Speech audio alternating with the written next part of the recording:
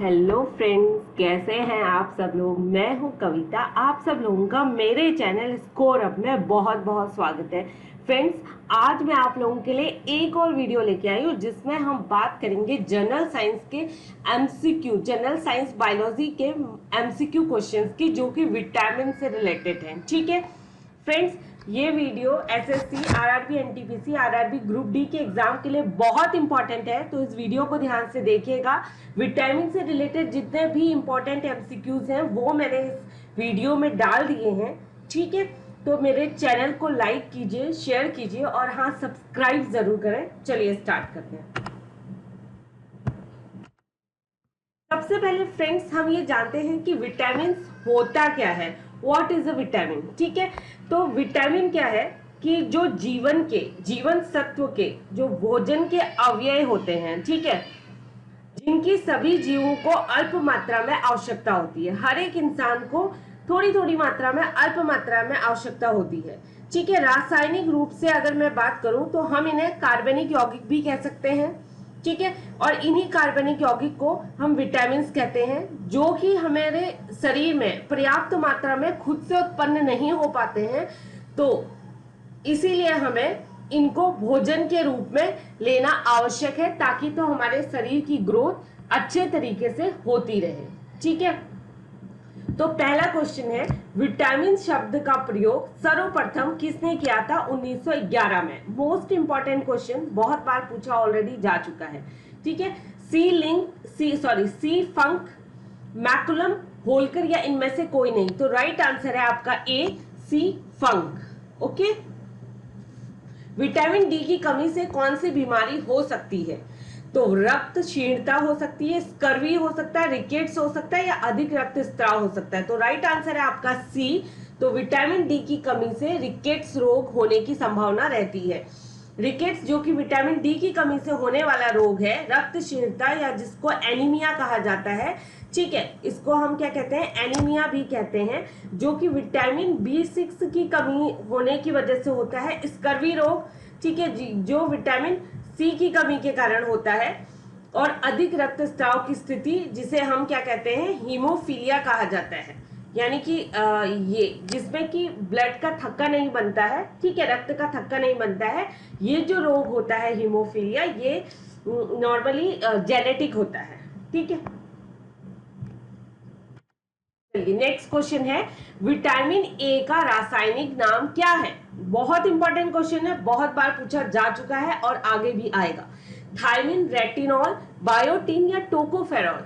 ठीक है, तो राइट आंसर आपका है बी, रेटिनॉल। तो विटामिन ए का रासायनिक नाम रेटिनॉल है। इसकी कमी से क्या होता है, रतौंधी नामक रोग हो जाता है। अगर आपको विटामिन ए की कमी होती है तो रतौंधी नाम के रोग से आप संक्रमित हो सकते हैं। और विटामिन ए का जो सबसे अच्छा स्रोत है वो है गाजर। तो विटामिन ए की अगर आपको कमी है तो ढेर सारा गाजर खाइए। ठीक है, निम्नलिखित विटामिन में से किसमें कोबाल्ट होता है। Vitamin B12, vitamin B6, vitamin के, विटामिन B12। तो राइट आंसर है विटामिन B12 में कोबाल्ट होता है। ठीक है, विटामिन B12 जिसका रासायनिक नाम क्या है, साइनोकाबालामिन। ठीक है, ये भी इंपॉर्टेंट क्वेश्चन है, रासायनिक नाम भी पूछे जाते हैं। तो विटामिन B12 का जो रासायनिक नाम है वो क्या है, साइनोकाबालामिन। और इसमें कोबाल्ट पाया जाता है। इसकी कमी से रक्त क्षीणता, ठीक है, या प्रणासी रक्ताल्पता या तंत्रिका तंत्र में गड़बड़ी हो सकती है। आपके नर्वस सिस्टम में गड़बड़ी हो सकती है। इसका जो स्रोत है, आप मांस खाइए, कलेजी और अंडे से आपको ये मिल सकता है। विटामिन ई का महत्वपूर्ण स्रोत निम्नलिखित में से कौन सा है। नारियल का तेल, गेहूं के अंकुर का तेल, राई का तेल या ताड़ का तेल। तो राइट आंसर आपका बी है, गेहूं के अंकुर का तेल। कौन सा विटामिन प्रतिरक्षा प्रदान करता है। विटामिन ई, ए, के, ए या सी। तो राइट आंसर आपका है सी। ठीक है, तो विटामिन ए का संक्रमण रोधी विटामिन यानी कि एंटी इंफेक्शन विटामिन भी कहते हैं। विटामिन ए को एक और नाम से जाना जाता है, वो है एंटी इंफेक्शन विटामिन, हिंदी में संक्रमण रोधी विटामिन। तो ये शरीर को प्रतिरक्षा यानी कि आपके इम्यून सिस्टम को स्ट्रॉन्ग करता है। अभी कोरोना वायरस चल रहा है, राइट? तो कोरोना वायरस से बचने के लिए यही कहा जा रहा है ना, हर चैनल में हर डॉक्टर यही सलाह देते हैं कि अपना इम्यून सिस्टम आप स्ट्रांग रखें, आपकी रोग प्रतिरोधक क्षमता स्ट्रांग होनी चाहिए। विटामिन B12 का रासायनिक नाम क्या है? थायमिन, डेक्स्ट्रोस या राइबोफ्लेविन या हीमोग्लोबिन? तो राइट आंसर है आपका सी, राइबोफ्लेविन। ठीक है, कौन सा विटामिन हमारे शरीर में सबसे अधिक तीव्रता से बनता है? Most important question. कौन सा ऐसा विटामिन है जो हमारे शरीर में बहुत ज्यादा स्पीड से बनता है, सबसे ज्यादा तीव्रता से बनता है? तो विटामिन ए है, बी है, सी है या डी है? तो राइट आंसर आपका क्या है? विटामिन डी है। बेरी रोग किस विटामिन की कमी से होता है? Vitamin A, vitamin B1, vitamin C, vitamin D? तो राइट आंसर है विटामिन B1 की कमी से बेरी रोग होता है। ठीक है, और बेरी रोग का रासायनिक नाम क्या है? थायमिन। ये भी इंपॉर्टेंट है।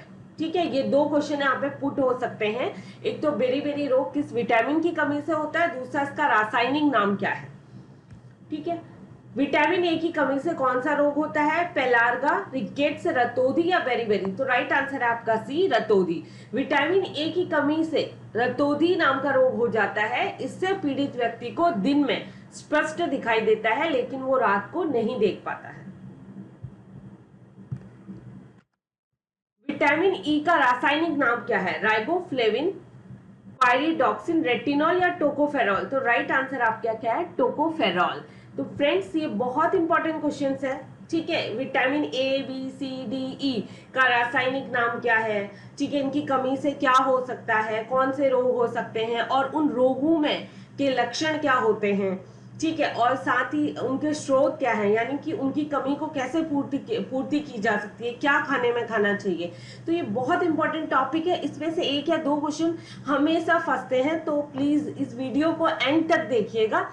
और आपने ये वीडियो देख लिया ना, आपको विटामिन के बारे में कहीं से और पढ़ने की जरूरत ही नहीं पड़ेगी, क्योंकि जितना निचोड़ था विटामिन का वो सारा मैंने अपने इस वीडियो में डाल दिया है। और हाँ, मेरे चैनल को सब्सक्राइब जरूर करें और प्लीज अपने दोस्तों के साथ इस वीडियो को शेयर करिएगा। निम्नलिखित में से किस विटामिन की कमी के कारण मसूड़ों से रक्त आता है और दांत हिलने लगते हैं? विटामिन ए, बी, सी या डी? तो राइट आंसर आपका है विटामिन सी की वजह से। विटामिन सी यानी कि स्कर्वी रोग है, ठीक है, जिसको हम पायरिया भी कहते हैं। आपके मसूड़े फूल जाते हैं, ठीक है। और इस रोग से मुक्ति पाने के लिए विटामिन सी ज्यादा से ज्यादा खाइए, जो कि आपका नींबू में मिलता है, संतरे में, मौसमी में, खट्टी चीजों में मिलता है। ठीक है, निम्नलिखित में से यौगिक के किस समूह को सहायक आहार कारक कहा जाता है? Most important, hormone, vitamin, protein, वसा? तो राइट आंसर क्या आपका? विटामिन, यानी कि विटामिन को सहायक आहार कारक भी कहा जाता है। ये क्वेश्चन पूछा जाएगा एग्जाम में। मानव शरीर में संक्रमण को रोकने में मदद करने वाला विटामिन कौन सा है? Vitamin B12, vitamin D, vitamin B12 और विटामिन ए? तो मानव शरीर में संक्रमण को रोकने में मदद करने वाला विटामिन है विटामिन ए। ठीक है, प्रातःकालीन धूप में मानव शरीर में निम्नलिखित में से कौन सा विटामिन उत्पन्न होता है? ये हर कोई जानता है कि जब आप धूप में खड़े होते हैं मॉर्निंग की, सुबह की, तो विटामिन डी आपके शरीर में उत्पन्न होता है। ठीक है, मछलियों के यकृत के तेल में किसकी प्रचुरता होती है? विटामिन डी, ए, सी, ई? तो राइट आंसर आपका क्या है? विटामिन डी की। विटामिन B6 की कमी से पुरुष में हो जाता है, क्या होता है पुरुष में?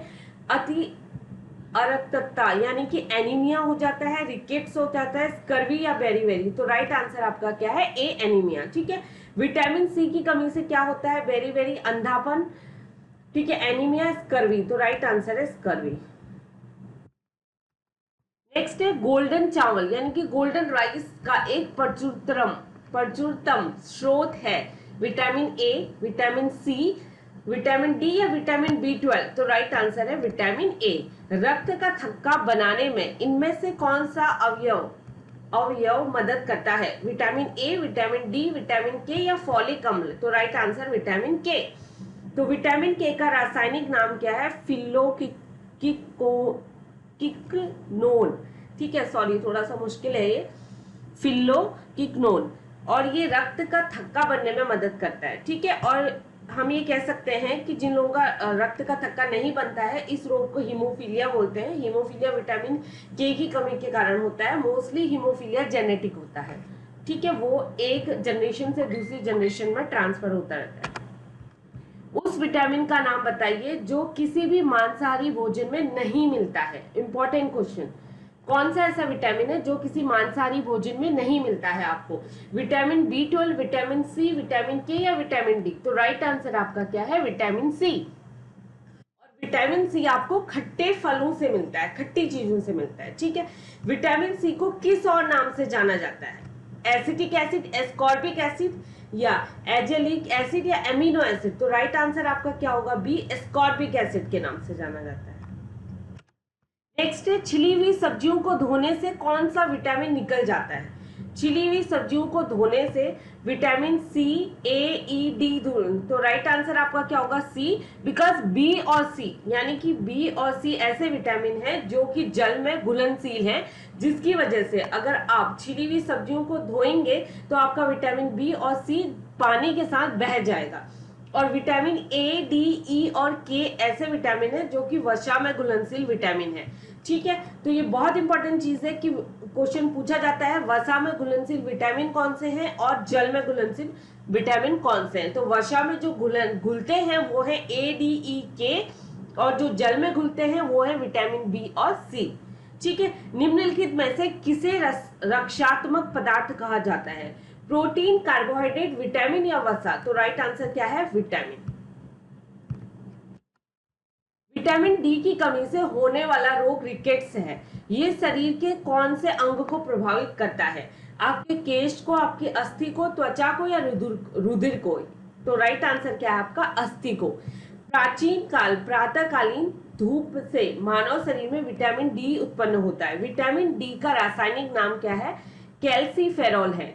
यह वसा में विलेय विटामिन है। यह विटामिन कैल्शियम के अवशोषण में सहायक है, जिससे हड्डियां मजबूत होती हैं, ठीक है।